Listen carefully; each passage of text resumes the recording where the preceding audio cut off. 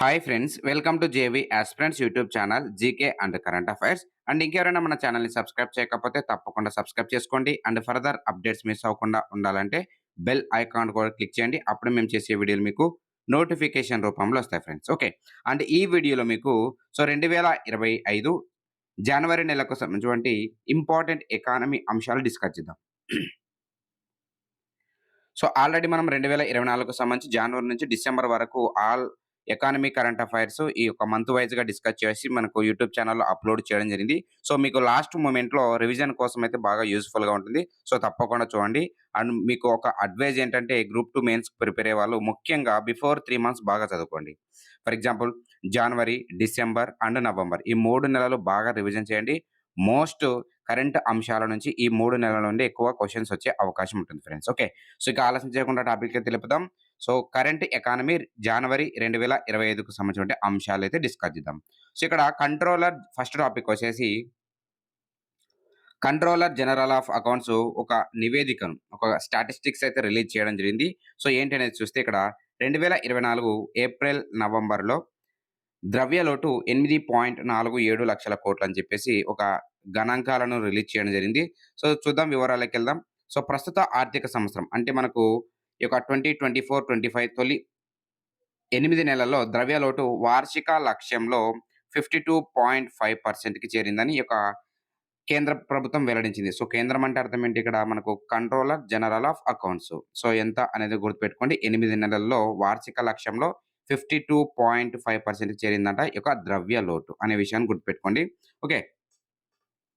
And ఇక్కడ ద్రవ్యలోటు 8.47 లక్షల కోట్లకు చేరినట్టు మనకు తెలిపింది.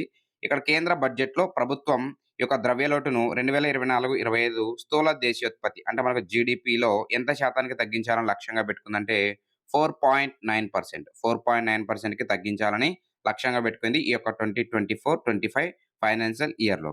విలువ పరంగా చూసుకుంటే ఇది ఎంత అంటే 16,13,312 కోట్లకు పరిమితం చేయాలనుకుంటుందన్నమాట. ఇక 4.9% అంటే. గతంలో ఇది ఎలా ఉండేదంటే 2023, 2024లో 5.6గా ఉండింది. దానికంటే ఈ యొక్క 2024, 25లో 4.9%కి తగ్గించాలని ఈ యొక్క కేంద్ర ప్రభుత్వం లక్ష్యంగా పెట్టుకోయింది. ఓకే. అండ్ ఇవి మీకు అంశాలు. అండ్ నెక్స్ట్ టాపిక్ చూసుకుంటే నిరర్ధక ఆస్తులు తగ్గాయి. ఒక హెడ్‌లైన్ చూసుకుంటే నిరర్ధక ఆస్తులు తగ్గాయన్నమాట. దేశంలో ఉన్నటువంటి వాణిజ్య రంగ బ్యాంకులు మనకేవైతే ఉంటాయో వాటి యొక్క స్థూల నిరర్ధక ఆస్తుల రేట్లు ఈ విధంగా ఉన్నాయన్నమాట. ఒకసారి చూసుకుంటే ఆర్థిక సంవత్సరము, అలాగే స్థూల నిరర్ధక ఆస్తుల విలువ. రేటు పరంగా చూసుకుంటే శాతం పరంగా చూద్దాం. మీకు ఎగ్జామ్‌లో అడగొచ్చు ఇలాంటివి అన్నమాట. ఈ సంవత్సరంలో స్థూల నిరర్ధక ఆస్తుల రేటు ఎంత శాతంగా ఉంది అని అడిగే ఛాన్స్ ఉంది కాబట్టి ఒకసారి మనం ఈ పట్టిక చూద్దాం. 2018, 19లో ఇక స్థూల నిరర్ధక ఆస్తుల రేటు లేదా శాతం చూసుకుంటే 9.08 ఉంది. ఆ తర్వాత మనకు తగ్గుతూ వస్తుంది. ఇక్కడ చూసుకుంటే మీరు ఈ యొక్క బాక్స్‌ని చూస్తే ఇక్కడ 9 పాయింట్ సంథింగ్ నుంచి స్టార్ట్ అయ్యి 8.7, 5, 3, 2 ఇలా వరుసగా తగ్గుకుంటూ వస్తుంది.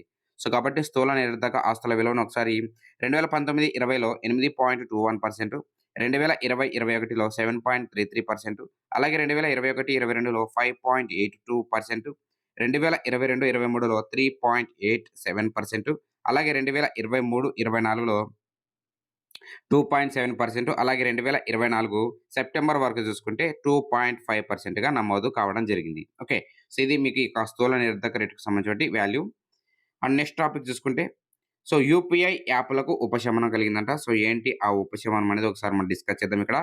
యూపీఐ అంటే మీకు తెలుసు కదా! Unified payment interface. వాటి యొక్క లావాదేవీల్లో ఒక సంస్థ వాటా 30% మించి ఉండకుండా చూసే నిబంధనలను ఈ యొక్క national payments corporation of India 2026 December 31 వరకు వాయిదా వేసింది. పోస్ట్‌పోన్ వేయడం జరిగింది. ఈ యొక్క గడువును ఎన్నోసారి పెంచిందంట? మూడవసారి పెంచింది. ఏంటంటే ఏదైనా ఒక సంస్థ మనకు for example unified payment interface అంటే యూపీఐ మనం అంటాం కదా! పేటీఎం, ఫోన్‌పే, గూగుల్ పే ఇలాంటివుంటాయి. వాటికి ఒక సంస్థ వాటా 30% మించకుండా చూసే నిబంధనలు ఏవైతే ఉంటాయో వాటి యొక్క నిబంధనలను ఎంతవరకు సవరించింది? 2026 31 వరకు వాయిదా వేయడం జరిగింది. ఓకే.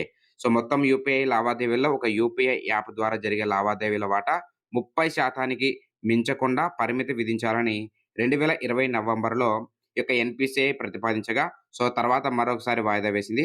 తర్వాత మళ్ళీ రెండోసారి వాయిదా వేసింది. అండ్ లేటెస్ట్‌గా మరోసారి వాయిదా వేయడం జరిగింది. సో ఎప్పటిదాకా వాయిదా వేసిందంటే 2026 డిసెంబర్ 31 వరకు. ఓకే.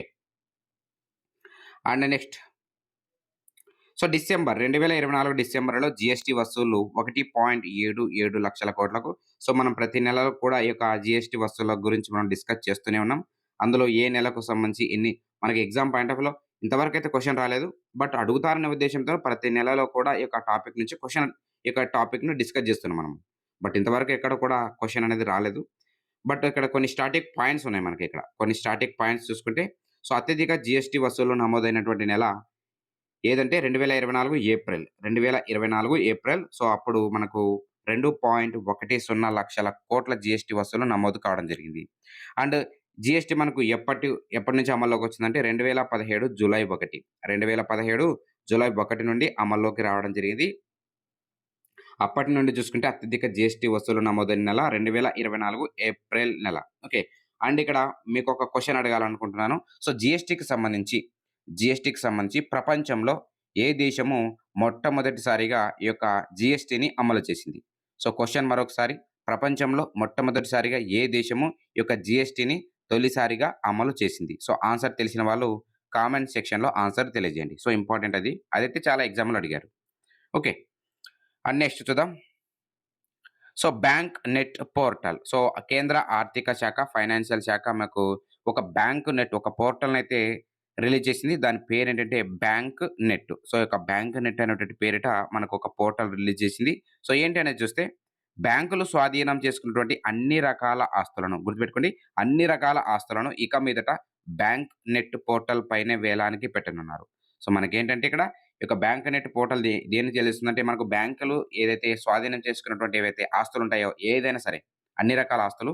సో, అవి ఇక మీదట బ్యాంక్ నెట్ పోర్టల్‌లోనే మనకు వేలానికి పెట్టనున్నారంట. సో, ఇందుకు నవీకరించినటువంటి ఈ యొక్క బ్యాంక్ నెట్ అనేటువంటి పోర్టల్‌ను కేంద్ర ఆర్థిక శాఖ ప్రారంభించడం జరిగింది. ఓకే.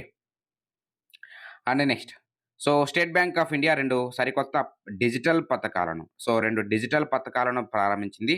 సో, ఏంటి ఆ 2 డిజిటల్ పథకాలు డిపాజిట్ పథకాలు ప్రారంభించింది. ఏంటనేది చూసుకుంటే ఒకటొచ్చేసి హర్ ఘర్ లఖ్పతి డిపాజిట్ స్కీము. అలాగే రెండోది ఎస్‌బీఐ ప్యాట్రన్స్ డిపాజిట్ పథకము. సో, చూద్దాం. మొదటిది హర్ ఘర్ లఖ్పతి డిపాజిట్ స్కీము. ఆర్థిక భద్రతను కోరుకునే వారికి ఇది వర్తిస్తుంది. సో, మనకు ఫైనాన్షియల్ సేఫ్టీని ఎవరైతే కోరుకుంటున్నారో వాళ్ళకు ఈ యొక్క హర్ ఘర్ లఖ్పతి అనేటువంటి ఒక డిపాజిట్ స్కీమ్‌ని తీసుకురావడం జరిగింది. సో, 1,00,000 నుండి తదుపరి 1,00,000 హెచ్చింపుల్లో చేసే ప్రీ కాలిక్యులేటెడ్ రికరింగ్ డిపాజిట్ ఇది. ఇదొక డిపాజిట్ స్కీమ్ అన్నమాట. సో, రికరింగ్ డిపాజిట్‌లకు కనీస కాలావధి దాని యొక్క టెన్యూర్ వచ్చేసి 12 నెలలుంటుంది. గరిష్ట వ్యవధి వచ్చేసి 120 నెలలుంటుంది మనకు. ఓకే.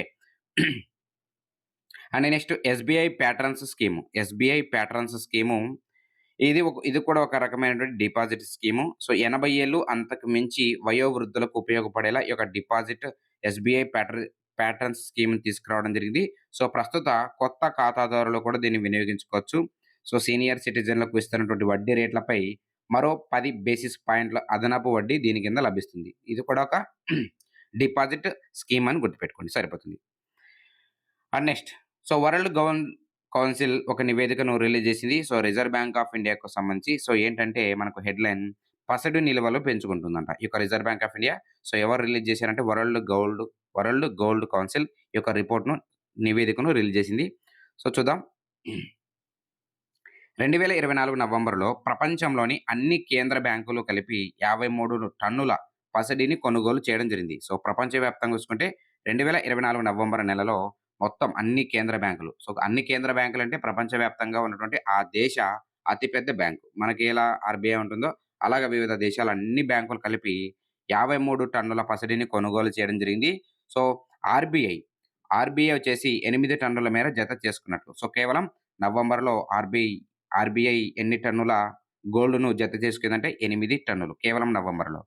ఓకే. సో, నవంబర్‌లో ఉన్నటువంటి 8 టన్నులతో కలిపితే 2024 మొత్తం మీద ఈ యొక్క రిజర్వ్ బ్యాంక్ ఆఫ్ ఇండియా దగ్గర 73 టన్నులు. సో, 73 టన్స్ ఈ యొక్క నిల్వలను చేసుకుందన్నమాట. ఈ యొక్క నవంబర్ నెలతో కలుపుకుంటే. ఓకే. తద్వారా రిజర్వ్ బ్యాంక్ ఆఫ్ ఇండియా వద్ద మొత్తం ఉన్నటువంటి పసిడి నిల్వలొచ్చేసి ఎన్ని టన్నులకు చేరిందంటే 876 టన్నులు. 876 టన్నులు. ఇక్కడ కన్‌ఫ్యూజ్ అవ్వకండి. కేవలం మనకు నవంబర్ నెలలో రిజర్వ్ బ్యాంక్ ఆఫ్ ఇండియా పసిడి ఎన్ని టన్నులను తీసుకుందంటే 8 టన్నులు. 2024 మొత్తం మీద చూసుకుంటే 73 టన్నులు. అండ్ మొత్తం రిజర్వ్ బ్యాంక్ ఆఫ్ ఇండియా వద్ద మొత్తం ఉన్నటువంటి పసిడి నిల్వలొచ్చేసి 876 టన్నులు. ఓకే. అండ్ నెక్స్ట్ ఇక్కడ వెండికి తప్పనిసరిగా హాల్ మార్కింగ్. ఒక హాల్ మార్కింగ్ అనేటువంటి ఒక టైటిల్ చూస్తున్నాం మనము. ఇది కూడా వార్తల్లో నిలిచింది రీసెంట్‌గా బాగా. ఇక్కడ వెండి దిమ్మలు మనకు కిలోగ్రామ్ పరిమాణంలో విక్రయిస్తుంటాం కదా! సో, వాటికి సంబంధించి వెండి వస్తువుల్లో వెండి నాణ్యత ఎంత ఉందో గుర్తించేందుకు ఉపయోగపడే హాల్ మార్కింగ్‌ను కూడా తప్పనిసరిగా అమలు చేసే ప్రక్రియ త్వరలో ప్రారంభం కానుంది. సో, ఇంతవరకు మనకు ఈ యొక్క గోల్డు ఇలాంటి వాటిపై హాల్ మార్కింగ్ అనేది మనం చూస్తూ ఉంటాం. అయితే ఇకపై ఈ యొక్క వెండి దిమ్మలపై కూడా ఈ యొక్క హాల్ మార్కింగ్ ఉండాలని ప్రతిపాదించిందనమాట. సో, కేంద్ర ప్రభుత్వం. సో, దీనికి అనుగుణంగా ఈ యొక్క బ్యూరో ఆఫ్ ఇండియన్ స్టాండర్డ్స్ కూడా మనకు ఈ యొక్క ప్రణాళికలు రచిస్తా ఉంది. ఓకే. అండ్ నెక్స్ట్ టాపిక్ చూద్దాం. సో, మనకు హోల్‌సేల్ ప్రైస్ ఇండెక్స్ ఆధార సంవత్సరాన్ని నవీకరించడానికి ఒక కమిటీనైతే రూపొందించడం జరిగింది. సో, భారత ప్రభుత్వము 2011, 12 సంవత్సరం నుండి 2022, 23 వరకు టోకు ధరల సూచి దాన్ని మనం డబ్ల్యూపీఐ అంటాం. హోల్‌సేల్ ప్రైస్ ఇండెక్స్ అని కూడా పిలుస్తాం. సో, దానికి సంబంధించి ఆధార సంవత్సరాన్ని సవరించడానికి మనకు ఈ యొక్క అమెండ్‌మెంట్ చేయడానికి 18 మంది సభ్యుల కమిటీతో ఒక కమిటీని ఏర్పాటు చేయడం జరిగింది. సో, ఆ యొక్క కమిటీ అధ్యక్షుడిగా ఎవరుంటారంటే ప్రొఫెసర్ రమేష్ చంద్. ప్రొఫెసర్ రమేష్ చంద్ ఉంటారు. సో, ఈయన నీతి ఆయోగ్ సభ్యుడు. నీతి ఆయోగ్ సభ్యుడు. Okay. And next so, Microsoft దేశంలో పెట్టుబడులు 25,700 పెట్టుబడులు పెడుతున్నట్లు రీసెంట్‌గా ప్రకటించడం జరిగింది. ఆ యొక్క సంస్థ సీఈఓ సత్య నాదెల్ల. సో, భారత్‌లో క్లౌడ్ కంప్యూటింగు, కృత్రిమ మేధ సామర్థ్యాలను విస్తరించడం కోసం మైక్రోసాఫ్ట్ $3 బిలియన్ దాదాపు 25,700 పెట్టుబడులు పెట్టనున్నట్లు ఈ యొక్క సీఈఓ సత్య నాదెల్ల ప్రకటించారు. ఓకే. అండ్ నెక్స్ట్ టాపిక్ చూసుకుంటే ఇది కూడా important. So, United Nations Organisation అంచనా వేయడం జరిగింది. భారతదేశానికి సంబంధించినటువంటి జీడీపీకి సంబంధించి ముఖ్యంగా. ఓకే. సో, 2025లో భారత వృద్ధి 6.6% అని చెప్పేసి. సో, వివరాలకెళ్తే భారత ఆర్థిక వ్యవస్థ 2025లో 6.6% వృద్ధిని నమోదు చేయవచ్చని యునైటెడ్ నేషన్స్ ఆర్గనైజేషన్ తన world economics situations and prospects 2025 నివేదికలో వెల్లడించింది. సో, బలమైన ప్రైవేట్ వినియోగము, పెట్టుబడులు మద్దతుగా నిలుస్తాయని తెలిపింది. సో, సమీప భవిష్యత్తులో దక్షిణాసియా రాణిస్తుంది. 2025లో 5.7%, 2026లో 6% యొక్క చొప్పున వృద్ధి అంటే ఏది ఇక్కడ దక్షిణాసియా. దక్షిణాసియాకి డిస్కస్ చేస్తున్నాం ఇక్కడ. ఓన్లీ భారతదేశ ఆర్థిక వ్యవస్థ అంటే 2025లో 6.6%. ఇక్కడ మాత్రం దక్షిణాసియాకి సంబంధించి మనం డిస్కస్ చేస్తున్నాం. ఓకే. సో, 2024లో భారత ఆర్థిక వ్యవస్థ 6.8% నమోదు చేస్తుంది. ఇది మనకి ఇంపార్టెంట్. 2024లో ఏమో 6.8%గా అంచనా వేసింది. 2025లో 6.6%గా అంచనా వేయడం జరిగింది. 6.8 అండ్ 6.6. మళ్ళీ 2026లో భారతదేశ ఆర్థిక వ్యవస్థను ఎంత శాతంగా అంచనా వేసిందంటే 6.8%గా అంచనా వేసింది. సో, కన్‌ఫ్యూజ్ అవ్వకండి. 2024లో వచ్చేసి 6.8%గా అంచనా వేసింది. 2025లో 6.6%, 2026లో 6.8%. Okay. And next topic world economic outlook. So, international monetary fund మనకు ఒక నివేదికను రిలీజ్ చేసింది. సో, ఏంటంటే భారతదేశంలో అంచనా కంటే ఎక్కువ మందగమనంగా ఉంటుందన్నమాట. సో, ఆ యొక్క టైటిల్ చూసుకుంటే వివరాలకెళ్తే మనం పారిశ్రామిక కార్యకలాపాలు అంచనాల కంటే వేగంగా తగ్గడంతో భారతదేశ వృద్ధి రేటు 2026 వరకు 6.5%. 6.5% గానే కొనసాగుతుందని ఈ యొక్క ఇంటర్నేషనల్ మానిటరీ ఫండ్, ద్రవ్యనిధి సంస్థ అంచనా వేయడం జరిగింది. సో, 2023లో భారతదేశ వృద్ధి రేటు 8.2% ఉండగా 2024లో 6.5%. 6.5%గా అంచనా వేయడం జరిగింది. సో, అంతర్జాతీయ వృద్ధి రేటు 2025, 26లో ఎంత ఉంటుందంట 3.3% మాత్రమే ఉంటుంది. 2000 అలాగే 2019 మధ్య 3.7% కంటే ఇది తక్కువగా ఉంటుంది. సో, ఈ అంతా డేటా అంతా కూడా మీకు కన్‌ఫ్యూజన్‌గా ఉంటుంది. సో, బట్ తప్పదు మనకు. ఎందుకంటే, ఈ యొక్క సిలబస్ అనేది డిఫరెంట్‌గా ఉంటుంది. కాలిక్యులేటెడ్ మైండ్ ఉన్న వాళ్ళే దీన్ని బాగా చేయగలరు. బట్ ఎనీవే మీకు పాయింట్ వైస్‌గా ఎక్స్‌ప్లెయిన్ చేస్తున్నా కాబట్టి కొంచెం జాగ్రత్తగా మళ్ళొకసారి రిపీట్ చేసుకుంటే మీకు ఈజీగా అర్థమవుతుంది. రివిజన్ చేయండి బాగా. 2, 3 సార్లు అర్థమవుతుంది. Okay friends. Next world bank report మరోసారి చూస్తున్నాం ఇక్కడ. వచ్చే 2 ఏళ్ళు కూడా భారతదేశ వృద్ధి 6.7%. మనకు ఈ యొక్క రిపోర్ట్‌ననేది మనకు డిఫరెంట్‌గా అంచనా వేస్తుంటారు.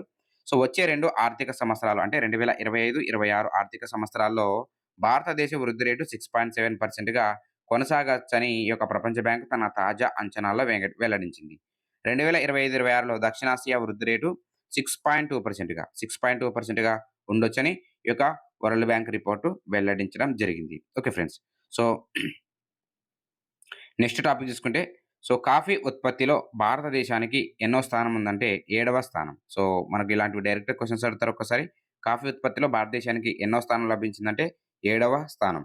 అంతర్జాతీయంగా కాఫీ ఉత్పత్తిలో భారతదేశ స్థానం 7వ స్థానం. 2020, 21 ఆర్థిక సంవత్సరంలో $719.42 మిలియన్ మేర ఎగుమతి చేయగా 2023, 24లో $1.29 బిలియన్ మేర ఎగుమతి చేయడం జరిగింది.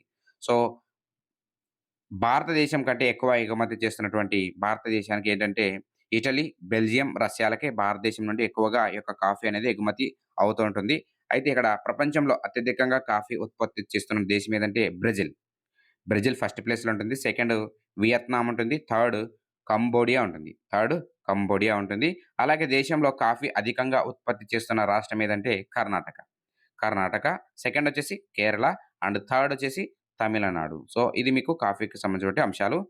ఇవి ఫ్రెండ్స్ 2025 జనవరి నెలకు సంబంధించినటువంటి ముఖ్యమైన ఎకానమీ అంశాలు.